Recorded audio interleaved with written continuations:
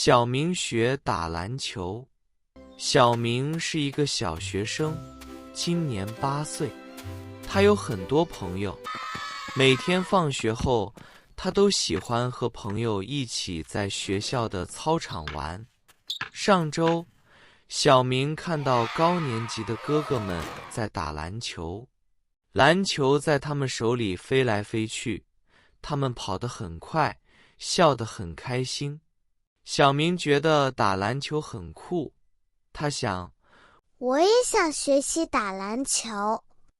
周末，小明对爸爸说：“爸爸，我想打篮球，你能给我买一个篮球吗？”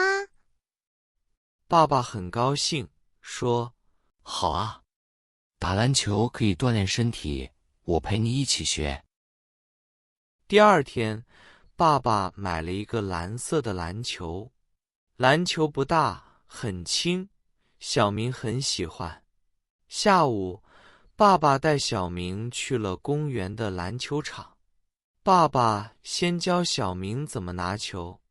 爸爸说：“双手握住篮球，手指分开，不要太用力。”小明跟着爸爸做，可是篮球总是从他手里掉下来，他有点着急。爸爸说：“别着急，慢慢来，多试几次就好了。”小明试了10几次，终于能稳稳地握住篮球了。接下来，爸爸教他拍球。爸爸弯着腰，手拍着篮球，篮球在地上跳来跳去。小明也学着爸爸的样子，可是篮球不听话，要么跳得很高，要么就滚走了。小明跑过去捡篮球，跑了一次又一次。他的衣服脏了，额头上出了很多汗。妈妈在旁边看着，给小明递了一瓶水，说：“小明，休息一下吧。”“我不休息，我要学会拍球。”又练习了半个小时，小明慢慢找到了感觉，他能连续拍5下、10下了。